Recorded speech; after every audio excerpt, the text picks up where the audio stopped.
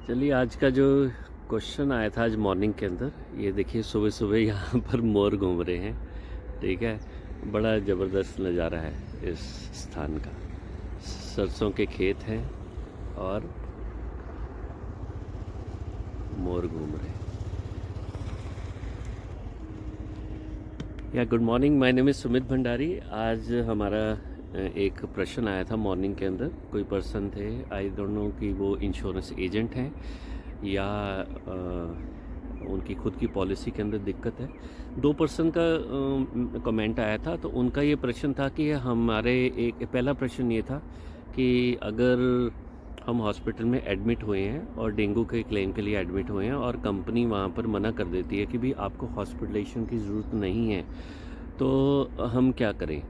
देखो, 99.99% है। अगर इंश्योरेंस कंपनी ने आपको मना कर दिया कि आप छुट्टी लेके घर आ जाइए, तो आप उसके ऊपर बिलीव करिए। इसका तीन वजह हो सकती है। पहली बात कि वो हॉस्पिटल गड़बड़ कर रहा है और आपको ये क्लेम पेबल नहीं है, तो ये आपको पैसा नहीं मिलेगा। कंपनी ने साफ मना ही कर दी है, कोई गोलमाली वाली बात नहीं है। तो ऐसा हो सकता है कि हॉस्पिटल झोल कर रहा है और आपका क्लेम पेबल नहीं है, तो कंपनी ने मना कर दिया, छुट्टी लीजिए, घर चले जाइए। आपको लगता है तकलीफ़ बहुत ज़्यादा है, तो आप अपने इंश्योरेंस एजेंट से बात करिए कि किस केस के अंदर ऐसा कौन सा पैरामीटर होता है प्लेटलेट्स का, जहाँ पर आपको क्लेम पेबल मिलता है। यानी जब हम हॉस्पिटल में डेंगू के लिए एडमिट होते हैं, तो उसकी 3 कैटेगरी होती है डेंगू की। वहाँ पर 1-2 कैटेगरी तक क्लेम नहीं मिलेगा, तीसरी कैटेगरी में क्लेम मिलेगा। तो आप अपने एजेंट के साथ बात करिए कि भाई ये मेरे को क्लेम क्यों नहीं मिल रहा, और छुट्टी लेके वहाँ से चले जाइए। तीसरा, आप अगर आपका क्लेम जेन्युइन है, तो अपने हॉस्पिटल से डिक्लेरेशन लिखा के कंपनी को भेज दीजिए। देखो, पॉलिसी लेना बड़ा आसान काम है, जो क्लेम ही असली सच्चाई है। क्लेम के टाइम के ऊपर ये बहुत इम्पॉर्टेंट है कि आप कहाँ से पॉलिसी खरीदते हो। अगर आपने कंपनी से पॉलिसी खरीदी है, सपोज़ करो आपने ABC कंपनी से डायरेक्ट पॉलिसी खरीद ली है और आप हॉस्पिटल में एडमिट हो गए और वो कंपनी ने आपका क्लेम रिजेक्ट कर दिया या मना कर दिया, तो आपको क्या लगता है, आप वो कंपनी के कस्टमर केयर पे कॉल करके डायरेक्टली वो आपको हेल्प करेगा? अरे वो कंपनी का मुलाजिम है, कंपनी का एम्प्लॉई है, उसको बिठाया ही इसलिए कि वो कंपनी का फ़ायदा करे, आपके फ़ायदे के लिए वो थोड़ी बनाया है। तो इस चीज़ को अंडरस्टैंड करिए। तो खैर, ये डेंगू वाला जो केस था बहुत सिंपल केस है। हाँ, अगर आप एक इंश्योरेंस एजेंट हैं और आपको नहीं मालूम कि आपके ये क्लाइंट का क्लेम क्यों नहीं पेबल है, किस तरीके से, तो फिर आपकी गलती है, आपने ऐसी कंपनी क्यों चूज़ की थी। आपकी कंपनी की बहुत बड़ी गलती है कि जब आप क्लेम के लिए हॉस्पिटल में जा रहे हो, तो आपको उन्होंने ट्रेनिंग क्यों नहीं दी है।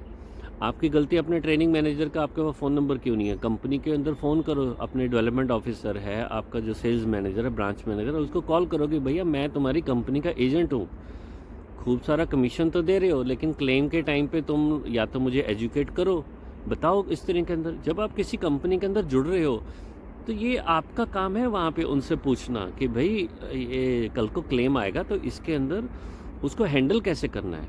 तो इसका मतलब क्या हुआ कि भी आप दवाइयाँ देने लोगों को लग गए हो, लेकिन आपने डॉक्टर की पढ़ाई की नहीं है। तो ये एज ए इंश्योरेंस एजेंट आपकी गलती है। इंश्योरेंस पॉलिसी होल्डर का बहुत ज़्यादा कसूर नहीं होता, क्योंकि उसको ज़्यादातर ये चीज़ें बताई नहीं जाती। ये पर्टिकुलर केस होते हैं जहाँ पे आपको पता लगता है कि किस जगह से आपने पॉलिसी बाय की है, उसकी कॉम्पिटेंसी कितनी है। कल के वीडियो में, आज मॉर्निंग का हमारा वीडियो था, उसमें भी यही बात की थी कि भी आप जिस तरीके से पॉलिसी बाय करते हो वो मैटर करता है, जिस पर्सन से पॉलिसी बाय करो वो मैटर करता है, कंपनी वंपनी मैटर नहीं करती।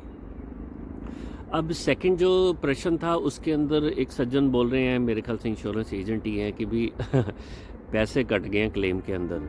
अब क्या होता है कि मार्केट के अंदर बहुत बड़ा दुष्प्रचार किया जाता है कि अगर आप नॉन कंज्यूमेबल का राइडर ले लेते हो तो भी आपका सारा पैसा मिल जाएगा। ऐसा नहीं होता। आपका क्लेम आया 2.5 लाख रुपए का, उसमें से 3 उसके हिस्से बनते हैं।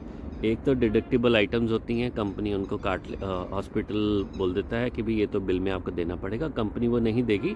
कुछ ऐसी आइटम होती है जो बेसिकली फालतू में बिल बनाया होता है हॉस्पिटल ने, वो कंपनी कभी नहीं देगी।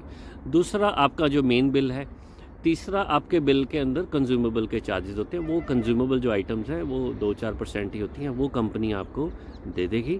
लेकिन अगर आपने ये सोच लिया कि नॉन कंज्यूमेबल का राइडर लेके मेरे जितना मर्जी हॉस्पिटल बिल बना दे, या मेरा हॉस्पिटल का बिल 2.5 लाख था, हॉस्पिटल उसका 3 लाख कर दे, तो क्या कंपनी देगी? नहीं भाई साहब, गलतफहमी में मत रहो।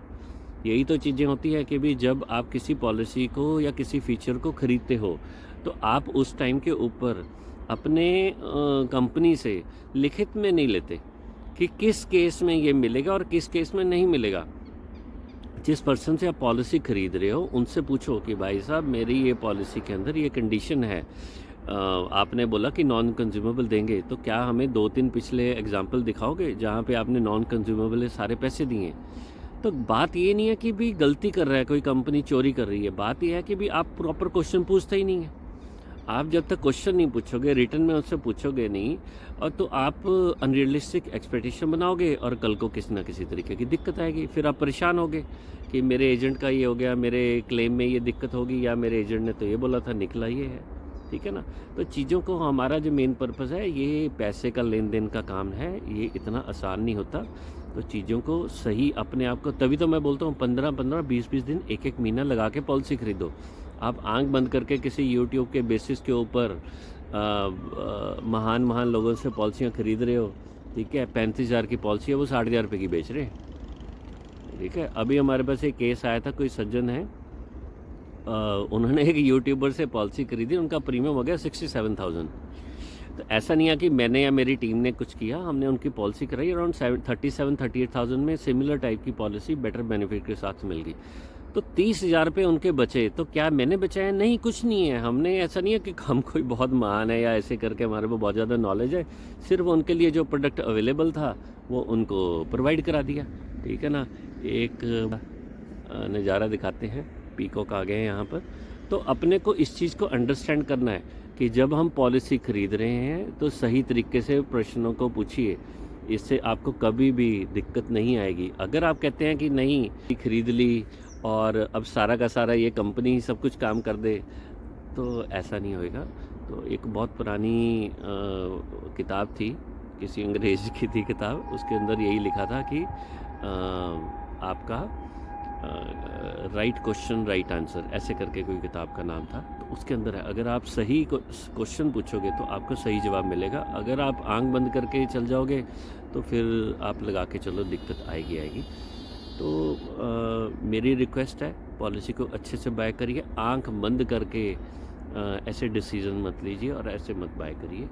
चलिए, होप ये क्वेश्चन आपका दुविधा को थोड़ा बहुत शांत कर सके। अगर आप इंश्योरेंस एजेंट है तो मेरी हाथ जोड़ के रिक्वेस्ट है, भैया पहले अच्छे से काम सीखो, फिर धंधा करने के लिए बाहर निकलो, नहीं तो किसी न किसी को तकलीफ़ हो जाएगी। ठीक है? तो अगर मेरी भाषा के अंदर या मेरे कहने में किसी को किसी तरीके का दुख लगे या किसी बात पिंच करी है, तो मैं उसके लिए सुबह माफ़ी मांगता हूँ। मेरी ऐसी मंशा नहीं है, बट मैं जो ये बात कर रहा हूँ क्लाइंट्स के साथ, पॉलिसी होल्डर के साथ और इंश्योरेंस एजेंट में जो हमारे भाई बहन हैं, एज अ ब्रदरली बात कर रहा हूँ। ठीक है? ये बड़ा जिम्मेवारी का काम है, इसको सही तरीके से करिए।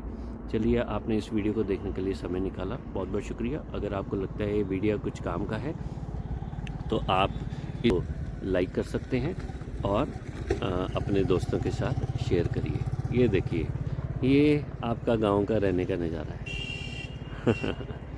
ठीक है?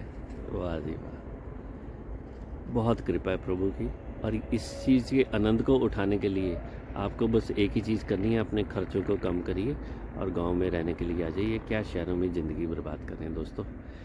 चलिए, इस वीडियो को देखने के लिए आपने समय निकाला, बहुत बहुत शुक्रिया। जय जय Shri Radhe. Have a good day.